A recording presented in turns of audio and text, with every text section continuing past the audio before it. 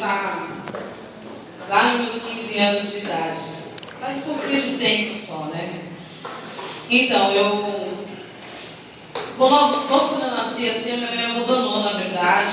Eu tinha 3 meses, ela foi embora e deixou para minha avó criar. E a minha avó fez tudo possível, fez tudo por mim. Inclusive, eu morei aqui, aonde a igreja, minha casa era aqui. Eu morei aqui até os 7 anos de idade. E tinha de tudo. Com 15 anos, eu arrumei um namorado. E um dia, a mãe dele, né, falou assim: você quer ir numa festa? Olha, eu vigia, hein? Você quer ir numa festa? Que festa? Ah, é uma festa de doce. Eu, tá. Aí me levou nessa festa. E era um terreiro de Umbanda. E aí eu fui toda inocente, né? E fiquei sentadinha e tal, né? Aí me chamaram assim: vem aqui comer um doce. Aí eu fui inocente. Aí colocaram a mão na minha cabeça e eu comecei a rodar. E eu procurava o chão e não achava o chão. E passei muito mal. E como se eu tivesse saído de mim. Então, falando assim: olha, agora você vai ter que desenvolver. Senão sua vida vai toda para trás. Eu, é? Nossa, fiquei com medo, né? Aí comprei roupa branca e tal, não sei o quê. E com 15 anos eu comecei a me envolver no terreno de Umbanda, né? Então, tinha noite que 4, 5 demônios, né, se apostavam no meu corpo. E eu, com 15 anos, acabava fumando charuto, bebendo bebidas fortes, né, alcoólicas e tal. Mas eu vou falar uma coisa: depois eu não sentia nada. O demônio é tão assim, articuloso, né? Assim, olha, tá vendo? Não acontece nada. E eu fui indo, fui gostando.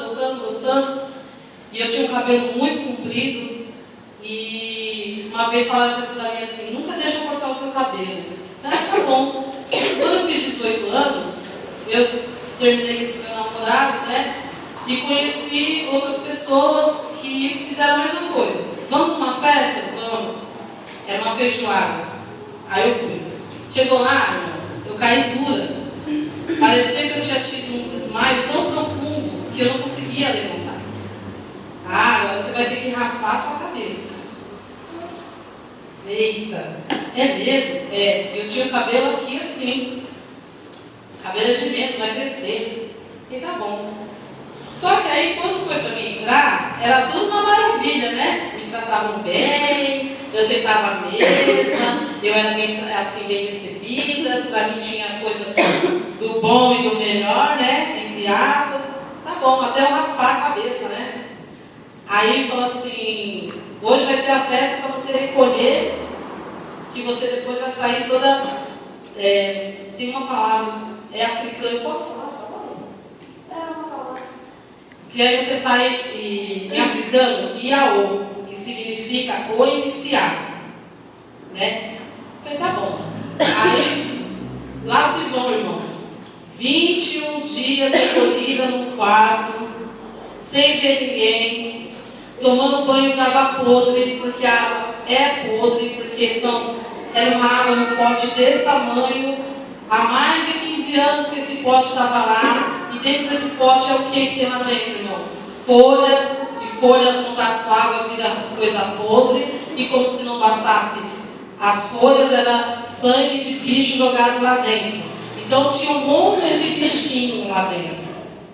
E todos os dias, 5 horas da manhã, eu levantava durante esses 21 dias, tomava banho, esteja frio ou esteja calor, né? Jogava aquela água fria, né? Aí o demônio já se apossava. E às vezes eu passei semana com o demônio no corpo, sem ser eu, né? E se eu fizesse coisa errada, eu ainda era castigado, né? E teve uma vez até que eu falei assim: não quero fazer tal coisa. Tá bom. O demônio me pegou. Vou perguntar às irmãs aqui: alguém aqui tem alergia a sabão em pó Omo? Muita gente tem. Só de pegar na mão já fica tudo rachadinho, né? Pois é. Ele fez uma pastinha com sabão Omo e passou na minha pele e queimou tudo. Pegou uma lancinha, uma seta como se fosse de dragão, só que pequena, bem afiada, e cortou meu supercílio. Eu tenho cicatriz aqui no supercílio. Tudo porque eu não quis fazer uma coisa, dar uma roupa nova de presente pro demônio. Então, durante esses 21 dias foi essa a minha vida. Trancada, tomando banho de água podre, levantando 5 horas da manhã, sendo escravizada, lavando banheiro, lavando o pé do Pai de Santo. Eu acho engraçado que esses dias a palavra do Senhor falou que no tempo de César, né? César, não, se você visse ele, tinha que fazer, César, né, e tal. E lá, eu lembrei disso, que eu não podia andar assim. Se eu andasse assim, eu era castigada, era uma vara de marmelo esquentada no dendê, no azeite de dendê. Então, a vara doía muito, quando pegava nas costas, cortava as costas da gente. Então, se o líder lá, né, que não quer me falar, estivesse sentado como estão os pastores, eu tinha que andar assim, ó. E se eu levantasse a cabeça e olhasse para ele pegava a vara e dava nas minhas costas. Isso quando ele não tacava copo de cerveja, que uma vez até cortou aqui também. Então chegou no 17º dia, aí ele me levou na cachoeira, aí cortou meu cabelo. Chegou na casa, aí fizeram o ritual, rasparam a minha cabeça, cortaram com navalha, fizeram uma cruz aqui, fizeram cruz na língua, nos braços, no peito, nas costas, nas mãos e nos pés. Então eu fiquei toda cortada. Depois eu tomei banho de sangue dos animais que foram sacrificados ali. E o demônio, né, fazendo festa, bebeu daquele sangue todo. E depois tem a apresentação. Isso é feito numa quinta, aí passa a sexta-feira, aí no sábado, aí vem a festa, que vai fazer a apresentação de que eu fui iniciada. Só que aí eu fui iniciada mesmo, numa escravidão total. A partir daquele momento eu comecei a morar lá dentro. Então eu continuei levantando às 5 da manhã e dormindo a 1 hora da madrugada, criando outras pessoas para isso. Então eu me tornei uma mãe de santo. Depois dele, quem mandava era eu. Se ele não estivesse presente, aí as outras pessoas tinham que passar abaixo por mim. E se não me pedisse bênção na hora, olha como que é a coisa, irmão. Eu dava parada nos outros. Então eu descontava nas outras pessoas aquilo que fizeram comigo. Pois bem, e aí foram anos, né? Desde os 15 anos envolvida, quando eu me converti, faziam 12 que eu tinha raspado a cabeça, né? E era a mãe de santo. E um dia, a minha sogra mora na Vila Augusta, né? E o Ederson falou, meu esposo falou para mim, vamos mudar para lá. Eu falei, não vou, não quero. Não vou morar perto de sogra, não quero saber. Aí eu fui. Fui muito contrariada. Aí eu morava lá na Vila Augusta, na casa do fundo, passei para a casa da frente e vivia uma vida desregrada, bebia cerveja, não estava nem aí com nada, ouvia rap maluco e até a minha sogra assim, essa minha nora ela é maluqueira mesmo, não está nem aí, né? Só que antes de ir para Augusta, perdão, falar do meu pai um pouquinho. O demônio, eu morava com a minha avó numa casa muito bonita, muito boa, com o conforto que ela podia me dar. Na Timóteo Penteado, ó, veja bem, centro de Guarulhos. Quando eu fui para o Candomblé, eu larguei a minha avó e fiquei morando lá, eu fui morar onde depois? Sem preconceito nenhum, eu fui morar dentro de uma pequena comunidade. A minha casa era do tamanho desse púlpito. Era de madeira e em cima de um córrego. Que eu passava noites ao lado do meu filho assim, ó, espantando pernilongo. Porque o Luan é alérgico, então eu fazia muita ferida nele. Uma vez o conselho tutelar até queria tirar ele de mim, que ele achava que eu queimava ele no cigarro, e eu não fui. Né? Então, o meu pai também acabou indo morar nessa comunidade, né? E Meu pai bebia muito, bebia muito, bebia muito, muito, muito mesmo. De quando eu estava grávida do ano de 7 meses, eu levantar e ele carregar bêbado. Aí um dia, eu vi meu pai todo dia de gravata, de terno. Eu falei, onde você vai? Eu vou para a igreja. Ele vai, nada a ver. Ele, mas sangue de Cristo tem poder. Eu falei, imagina, do cabrito tem lá, rapaz, olha só. Aí tá bom, né?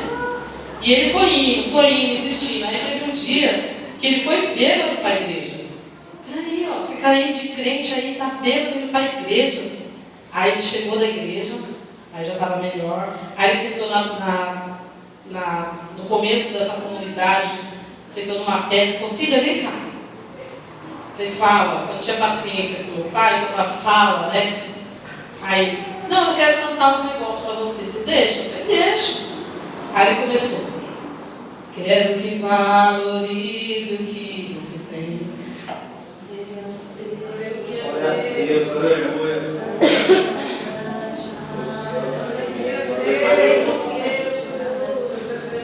E eu vi naquele momento o esforço dele para cantar.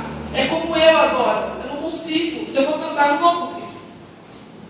E ficou na minha cabeça. Olha só, ficou na minha cabeça. Ficou, gente. E eu falava, nossa, olha só que linda essa música, né? Fala assim que eu tenho valor, né? Que Deus me ama. Olha só, quem sou eu? Eu sou tão errada, eu sou tão suja para Deus me amar. Que coisa horrorosa. Então, eu fui para a Vila Augusta. Agora eu chego lá. E aí eu mudava a casa, eu fui para a casa do fundo, aí depois eu mudei para a casa da frente, depois eu mudei para a casa do lado, assim mesmo. Então, eis que muda, pastor Heraldo e a Edilene. Agora veja bem, né? Como Deus faz coisas maravilhosas. Deus manda e o conserva obedece. Pastor Heraldo tinha um apartamento e ele, não sei por que motivo, se desfez do apartamento e rapidamente mudou para lá. Mas Deus tinha um propósito na vida dele.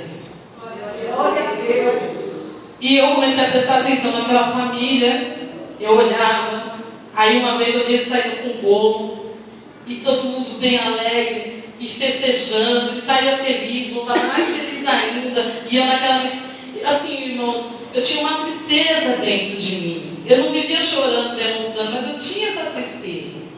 Então, eu comecei a prestar atenção naquela família. Eu falei assim, nossa, eles vivem bem, eles vivem assim maravilhoso.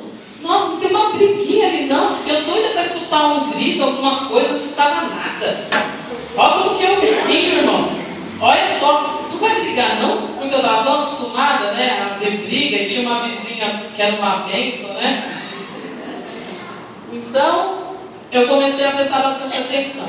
Aí um dia, eu falo que eu fui convertida realmente pelo Espírito Santo de Deus. Do nada, eu cheguei, o pastor Heraldo estacionando o ninho, e eu falei assim, vem aqui, olha o desespero da pessoa, vem aqui, eu posso falar com o senhor? Ele assustado assim, espera um minutinho. Eita Deus. Aí veio a Edilene. Mas eu queria falar com ele, porque eu achei que ele era de pastor. Aí veio a Edilene. Aí ela, oi, você quer falar comigo e tal, né? Eu não sabe o que é? Ó, eu sou mãe de santo, eu rapei a cabeça, eu fiz um monte de coisa errada, eu fui assim, eu já fiz isso de errado, tem coisa aqui que eu não vou nem, né? Então, né, Edilene? Falei, acho que eu falei uns 30 minutos lá, Edilene, assim, tá bom. Aí ela... Você, faz o seguinte, eu não vou convidar você agora para ir na igreja, mas eu vou conversar com o meu pastor. Aí, tá bom. Aí ela vai outro dia. A gente pode fazer uma visita aqui na sua casa? Você autoriza?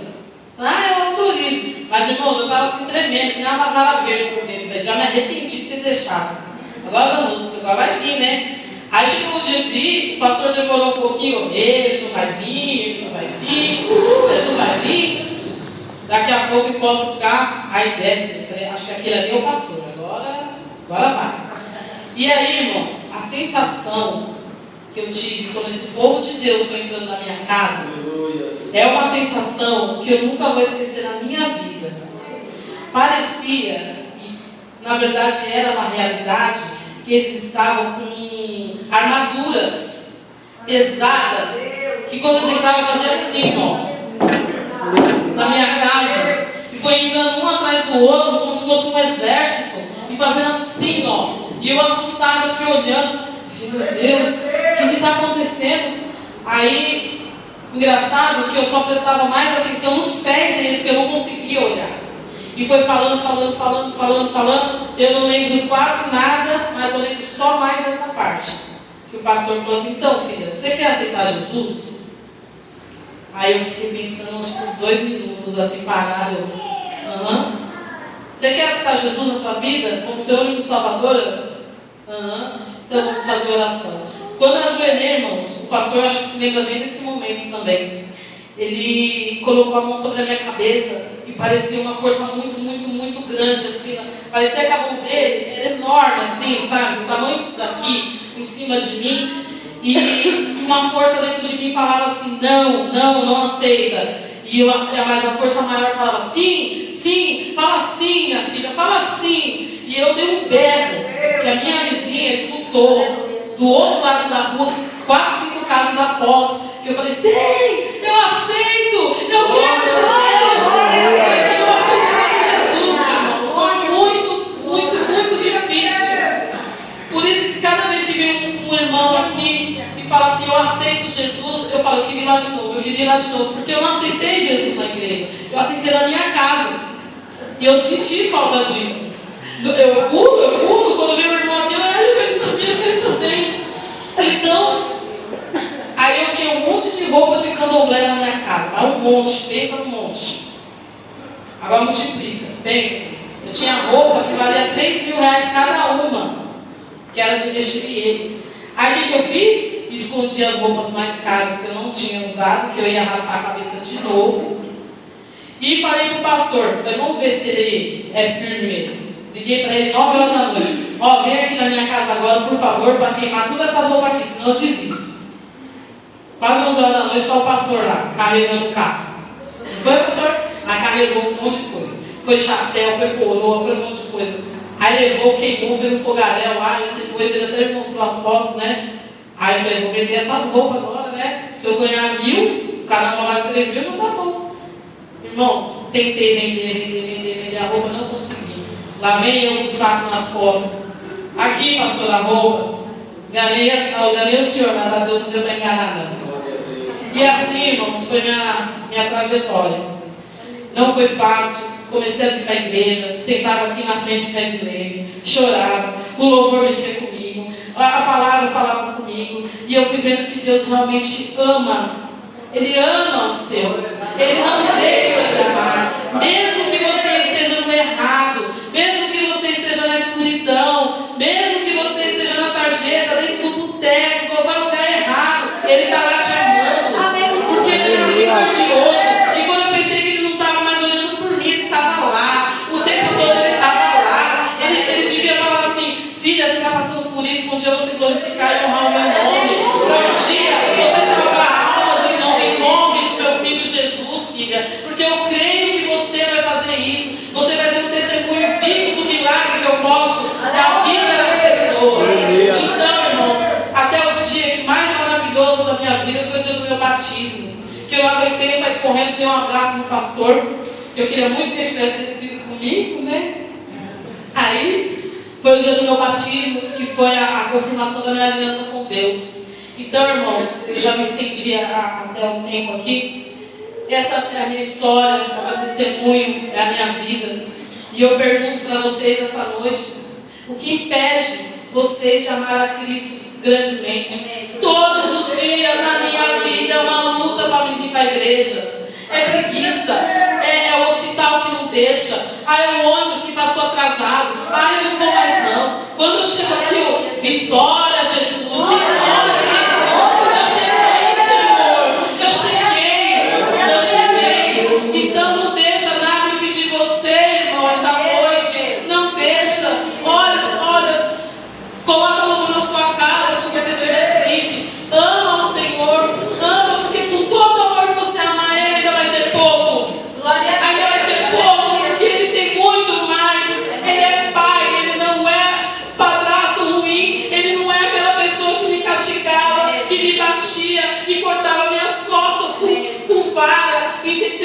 chutava, me batia.